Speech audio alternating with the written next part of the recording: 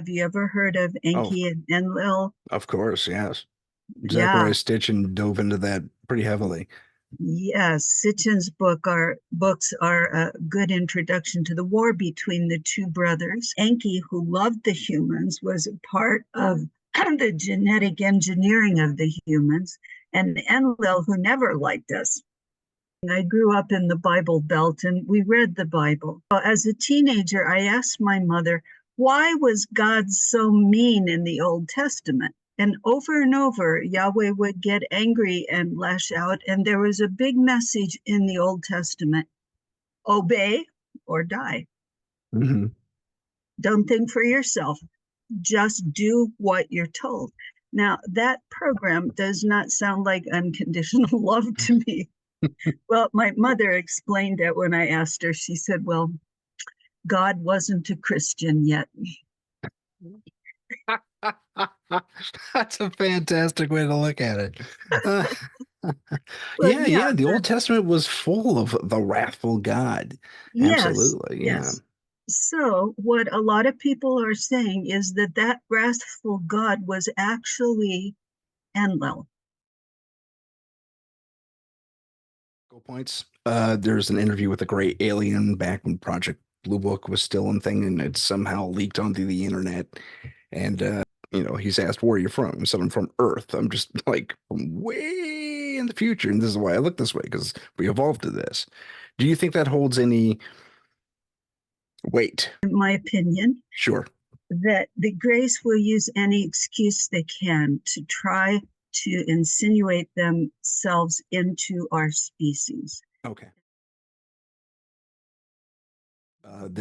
It's actually shown up in television in like the last 20 years as perhaps part of an indoctrination system. I couldn't really speak to that, but it showed up on Star Trek Voyager, where they discover a race, a dinosaur race, related to dinosaurs from 60 million years ago. And they do a DNA track. It's like, oh my gosh, they're from Earth. We're Yes. cousins in a sense. So is that the story then that these reptilians left Earth when they developed a technology of their own and then they came back and they want Earth again? Is that what's happening, or am Well, I reading into it? the reptilians come from the Orion star system, Okay. and they started long ago when humans were first made. We were seated in the Lyra constellation, Oh, and they put us on, different places to see how we grow. And the reptilians in the belt of Orion, here's their scheme. They go to a planet and they send the Greys, and these little guys say, oh, poor us, we're a dying species, we need some genetic samples for study, and then can we please, live here? And then their bosses, the reptilians, come. Well, in Lyra there was a war between the Lyrans and the reptilians were coming to Lyra to really take over everything with their superior technology.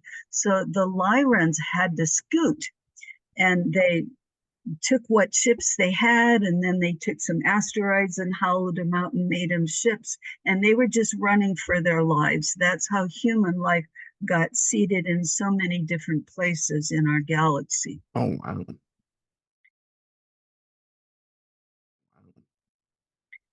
And the seeders of our genetic structure, the 24 seeder races, would plant humans here and there to see how do they do in this atmosphere with this food source. Okay. So back to current reptilians, there are different kinds. There are the 15 to 25-foot Draco reptilians called the Royal Dracos. They're like the big bosses, and they have wings, and they're terrifying creatures. Very Draco, terrifying. dragon. So they look like dragons, basically. Yeah, Okay. yeah. Although And where are they from dragons, again? the belt of Orion. Belt of Orion, Beetlejuice. Didn't that just blow up?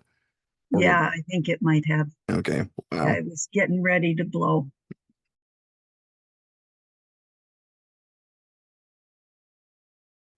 The Dracos are the royal bosses. Dracos were evicted by the Earth Alliance, our star friends. They got rid of all the royal Dracos. What we believe is there are no more royal Dracos here now. And that's a very good thing. No Now, kidding. there That's are awesome. there are shorter 8 foot tall nagas, and there are many, many different reptilian species. And Wow. even one of the reptilian groups in Orion said to themselves, this service to self, this isn't getting us anywhere. And Enlightenment. Oh, wow. yeah, Okay, and go ahead. they broke away and they said, we're going to do the service to others plan. Can you imagine that?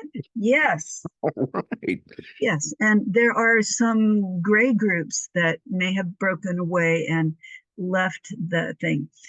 Okay. So now for the grays, how did they deal with the grays? This is such an exciting story. I probably don't have all the details right, but the Pleiadians knew that the grays are run by artificial intelligence. They have a hive queen. They're all connected. And if a gray is captured, they disconnect her from that him or her from the hive so that you can't get any information from it. Okay. So the Pleiadians made this plan. They said, well, when we attack the grays, they jump.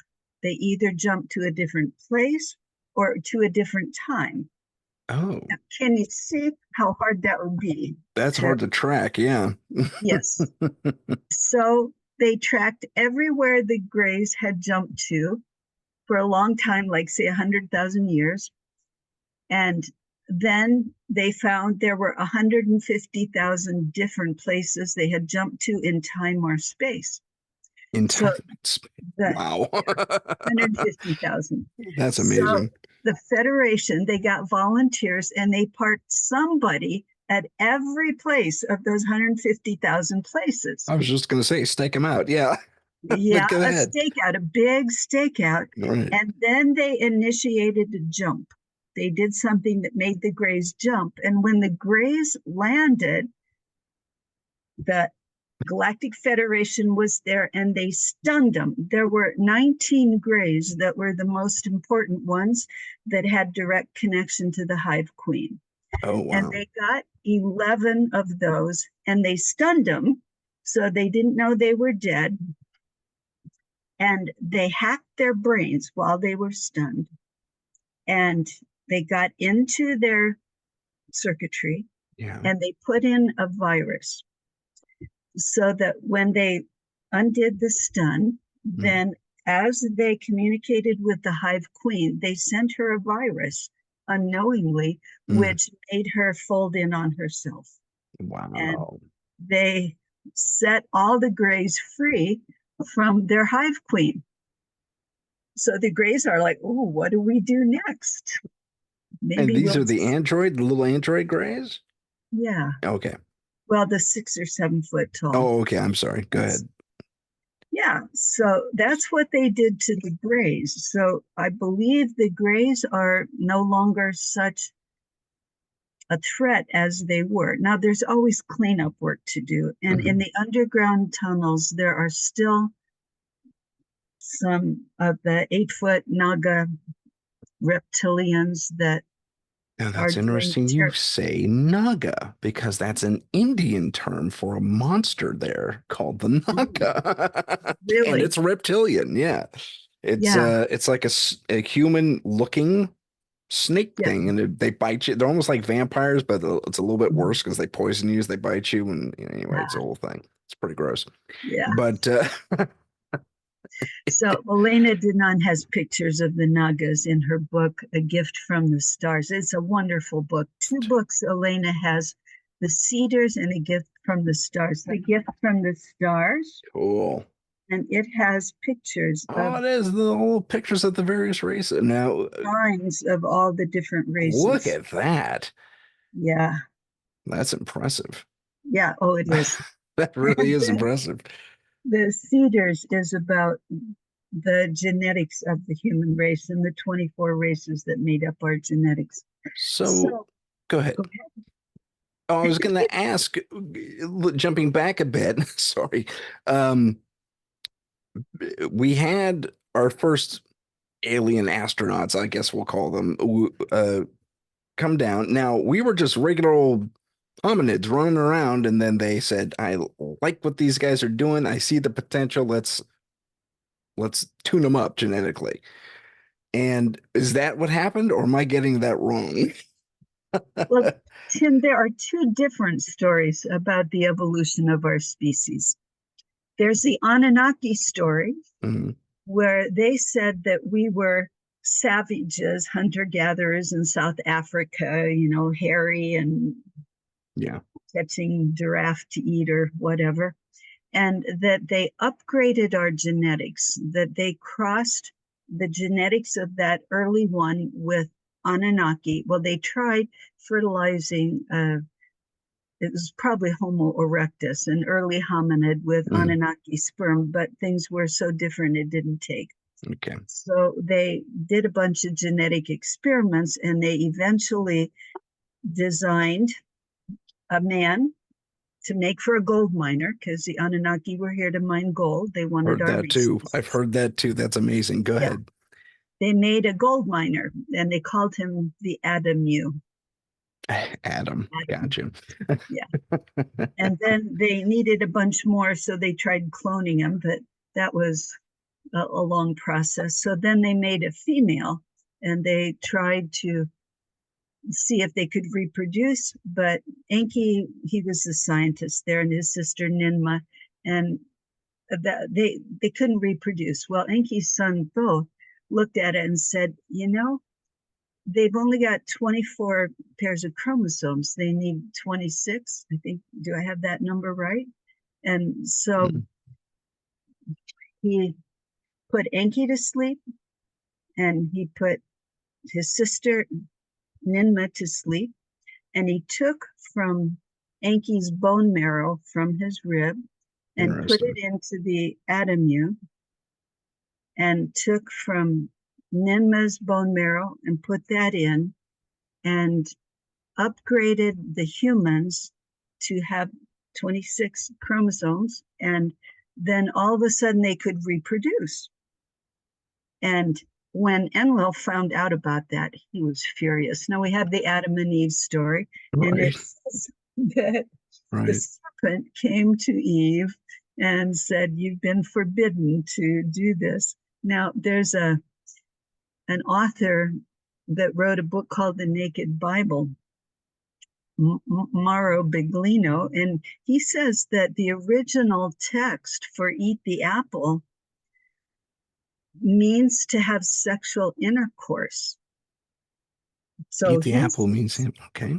Okay. Okay. he says the true story is that Enki had sex with Eve, and that's how they got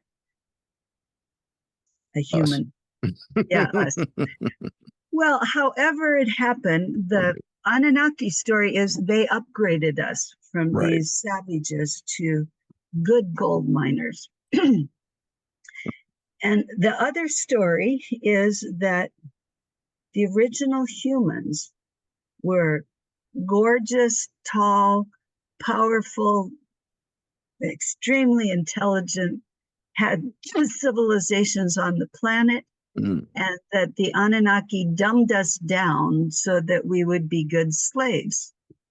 Interesting. So, are we talking about Lemuria and Mu and all these other supposed ancient civilizations in Atlantis that were out there? Those were there before their arrival And, in this story?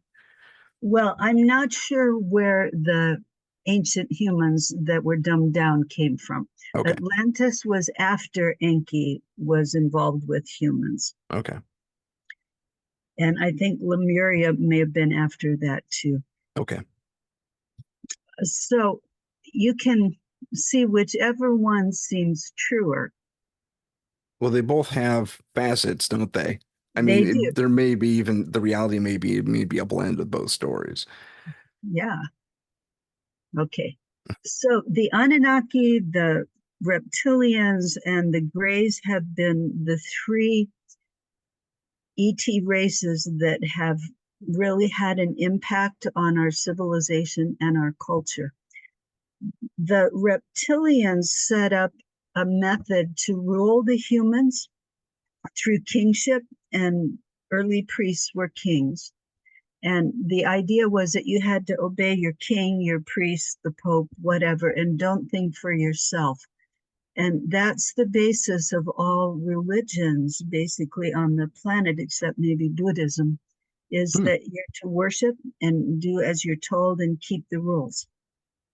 So now, as we evolve, one of the rules, like in Catholicism, is that only the Pope can talk to God. Well, he's the voice of God. Yeah. He's the voice of God. He's the only one that has a direct line. Right. And then the Pope tells the cardinals what to do. They tell the bishops, they tell the priests, and the priests tell the people.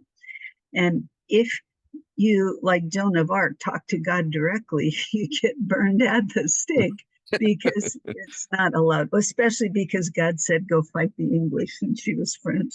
Right. So as we're evolving and stepping into our power, we have to rethink everything we were taught and find where truth is, and find that by its resonance in our hearts. That when we say something that is true, it has an energy to it. Okay. Okay. Okay. So true intention, truth in Yes. what you're putting out there. Yeah. Okay. Let me say a little more about the Arcturians. Okay. They are a race that, what I believe is that once they were in third dimension, just like us, and the reptilians came to attack their planet. And they all, around their whole planet, they joined in prayer, connecting to source. And they ascended like into the fifth dimension. Like that? Yeah, they just Wow. went. So the reptilians get there and, gee, there's nobody here. How about that? There's nobody to kill and eat or harvest or enslave. And they're up in the ninth dimension now, and they really want to help us. So in the work I do, and I am by training a social worker, I have a doctorate in clinical psychology, and I developed a way to deal with emotional and mental problems by including the spiritual realm. I call it soul detective. And I saw that on your website. Yes. Yeah, I think it's the future of mental health, to include the spiritual among the physical and emotional problems, because a lot of our problems are caused by the intrusion of reptilian thinking into our mindset. And And that's we not all have necessarily, I'm sorry, and that's not necessarily direct influence. That is, our society in general being influenced by them. Is that correct? well, it's two ways. We Okay. all have a reptilian brain. We Oh, have that's the primitive brain, right? the Okay. primitive brain that wants to survive. Okay. And we are part reptilian. The royal reptilians were included in us, because if we were just too nice, you're walking down a jungle path and a hungry tiger comes and you say, oh, eat me, I'll just go to spirit and come back again. The species might not have survived. We learned to run or Right. Let's climb say, a tree or hello, something. Mr. Tiger. Are you hungry? Right Yeah. here. Yeah. So we all have that, but also what we've seen is that reptilians can put thoughts into people. They can insert thoughts that are not really their own thoughts of danger, scarcity, you're not safe. And when we're scared, we can be controlled. Yeah, that's true. So the Arcturians help us with the reptilians. And Tim, this is what they do. If there's a reptilian interdimensional, you can't see it. There's no thing looking like a naga sitting in their living room. This is a spiritual interference and a sucking out of their life force. If we ask to remove them, the reptilians are blasted by a beam of unconditional love from the Arcturians. You nasty reptilian. Love. And That's awesome. love is the one thing the reptilians have no defense against. And so Unconditional they love. beam up the reptilian to their ship, and the reptilians, And we just have to pray for it, basically, or ask for it. we ask for it. Okay. We always work in sacred space in an octahedron of golden light that's a double pyramid. Oh, We lovely. ask for that shape around us when we do the work, and we call in spiritual helpers. The higher dimensional beings raise the frequency of the workspace. And I mean, love really is the solution for everything. It's fascinating. I had Charlene on. She was my last guest before I took my break. And she said, I asked her the question, what's the one frequency that everyone needs right now? She said, it's the love frequency. So it It echoes is. exactly what you just said. It is. Now, I want to say something about the soul detective work. It's not dualistic. It's not exorcism. If we find a fallen angel looking like a demon, we don't cast it out. That's exorcism in the Catholic Church. What we do is call in Archangel Michael and help the fallen angel reconnect with the spark of the Creator's love in its own heart. Remember why it was created and get it back to its job of being a good angel. That's impressive. I mean, that's amazing. Well, that actually sparked a question in me about the Nephilim, and where they come from. Where do they fall into this entire, I don't know, coterie of various individuals? Well, I think Sitchin said the word Nephilim meant those who from heaven came down to earth. Right. So that means ETs. Okay. And some Christian groups demonize the Nephilim. They say they're monsters, that they mated with humans and made monsters, and the monsters want to take over the world. That's a fear-based program in my evaluation. It sounds like it, doesn't it? Yeah. But the they were they're, for lack of a better term, credited, if not vilified, with creating a lot of different, like you said, monsters, including in the ancient world. Yeah. Well, So, yeah, one of the books I read said that originally when they came and they did their genetic experiments and they created humans, the humans just ran amok. They were uncontrollable. So they asked for help from the seventh dimension. They said, please help us here. And the seventh dimensional people came down and killed them all. And they said, well, that wasn't exactly what we had in mind. We wanted you to make them better. But they said, well, you know, it is so bad. We have to just start all over. Wow. So there are a lot of stories to explain why things are the way they are now. And you can't understand it if you just look at us as a species developing by evolution. You have to look at the interaction with ET species, with star civilizations.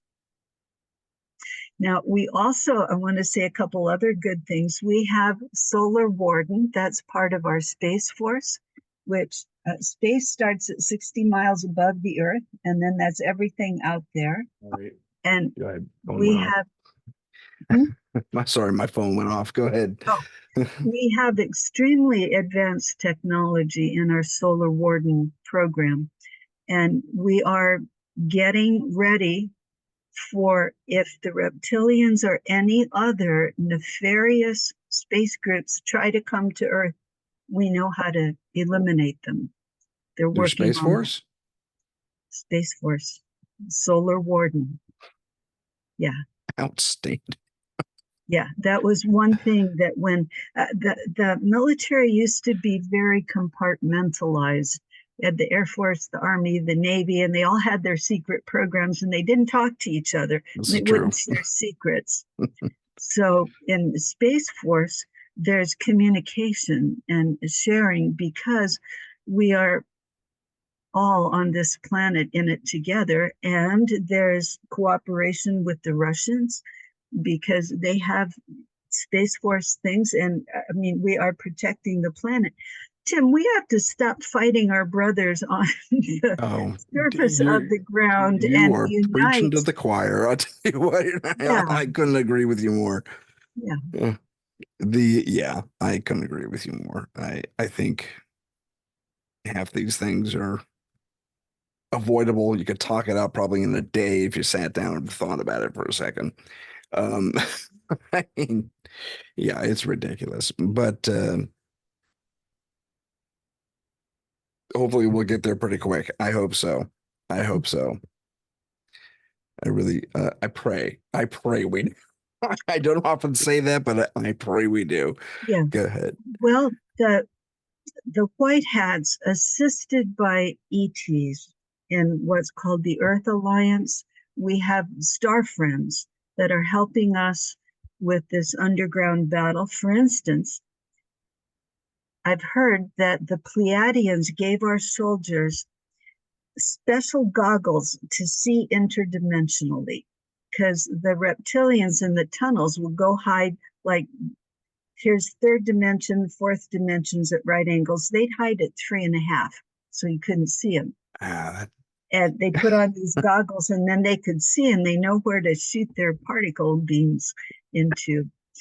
So that there are extensive tunnels, and they're working at it, and they're stopping child trafficking, which is something that is a most horrible oh, blight awful. on humans. Agreed. They're making money from that, and that has funded a lot of dark programs. So those programs are stopping. I believe they have stopped the adrenochrome factories, Oh, which is good. drinking the blood of traumatized children. Right. I've heard of it. Yeah. I've heard of that. It's And gross. as we find out how much Hollywood has been involved in that, like, why do the Hollywood stars look so young and healthy? Well, Right. it's from drinking this adrenochrome. And as that dries up, some of the stars are looking really old. And as we see how those programs have gotten into government, medicine, healthcare, everywhere, that we are going to stop all of that and take our power back. And rather than relying on drugs for health, that we're going to learn how to strengthen our immune systems. And that That would be is, that's the key, yeah, honestly. yes, That's the key. yes, it's coming inside. Okay, well, Tim, you're a very interesting guy. I have one last question, and it's a question for you. You mentioned that you have had interaction with the tall whites. I have a chapter about the tall whites and Okay. As Parkinson's they're Hall. called by Charles Charles oh, Hall. thank you. Yes. Yeah, the way he described them. So, yeah. Did you want What me to do tell you the know story? about them? Yes, please tell the story. Okay, my listeners and viewers have heard it, so I'll be brief, but it was about 2002, maybe a little bit after that. I was working as a DJ, and we were performing at rather not performing, but we were DJing at the Santa Cruz Beach Boardwalk. And at the far end of the boardwalk, there's a um, it's a two-story venue, and there was a class reunion being held on the top floor. And so we were loading up into the cargo elevator where the truck backed up and everything. And I I wasn't even necessarily drawn to what I was witnessing, but I saw this really tall girl, humanoid looking, dressed in red and white, and had really big, red rimmed sunglasses on. And she had a white, platinum, dare I say, albino, page boy kind of a cut on her hair, and she was alabaster white, again, for lack of a better term, albino. And she was playing with kids that appeared to be about half her age. If I were judging her by human um, standards, I'd make her to be about 9 or 10. And she was playing with kids that were easily 5 years old, and they were playing tag with her, and she didn't seem to get it. So she was trying to. They're running in a circle around her, and she was trying to play tag with them, and and then their parents come along and say, "Come on, we're leaving," and all the kids escape. Not escape. Sorry, wrong term.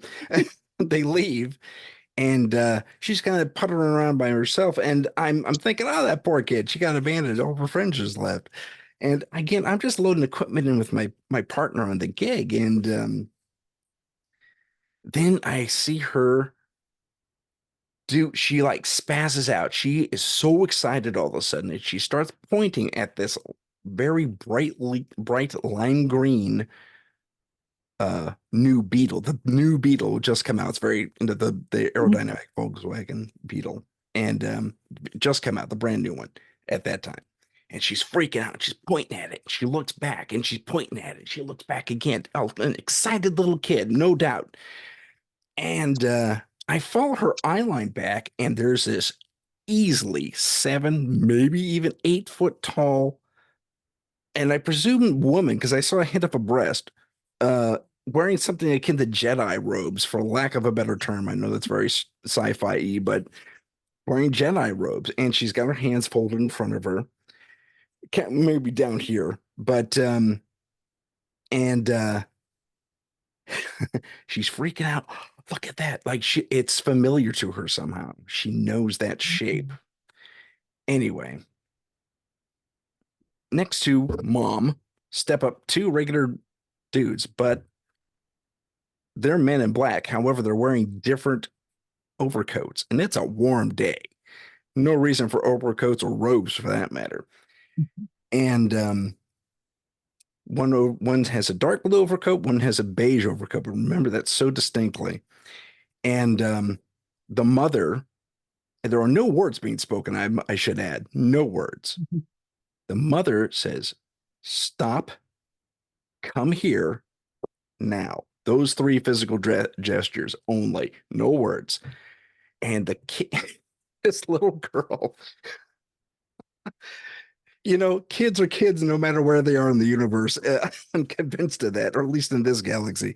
And she stomps over. She's having a tantrum. I don't want to leave. And one of the men in black, I think the one in blue, in the blue overcoat, does this, clearly talking to a very visible earpiece. They're wearing sunglasses, I might add. And not 2 minutes later, this limo pulls out of nowhere, driving rather erratically, screams up right in front of them. The doors open, they climb in, and they're gone. I had the foresight to talk to my gig partner to make sure I wasn't seeing things, because the one thing that truly stood out about that whole event were the physicality of the mother and daughter. They had exceptionally very long fingers. Sorry, my image was cutting out there. Very long fingers, and both of them had this, and they were very articulate, and it was great, like 2 of my fingers long. I'm not even close to kidding you. Wow. And it was, and they both had that. And the way the mother was just graceful, and the kid was like less graceful.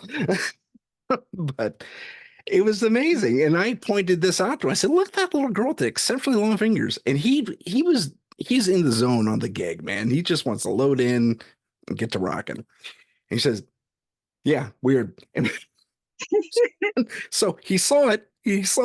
But I wasn't making it up or seeing it in my head or anything like that, or imagining any of that. And the truly amazing thing was, and I'm not a big fan of the word itself, is synchronicity. A week before, Charles Hall had been on a rebroadcast or was it a straight broadcast? It may have been the actual broadcast of Coast to Coast. telling this exact story about these particular individuals. So that was my alien experience. Wow, that's beautiful. And that really meshes with what Charles Hall said about that race. Especially here on Earth, they go out to all these different places, Vegas, New York, Times Square, because Yeah, they get they're weird bored. looking. They won't stand out. And Santa Cruz Beach Boardwalk is no different, really. Mhm. So that's my story. Okay, thank you for sharing that. Thank No you. problem. Um, if that's all that, do you have any more time or?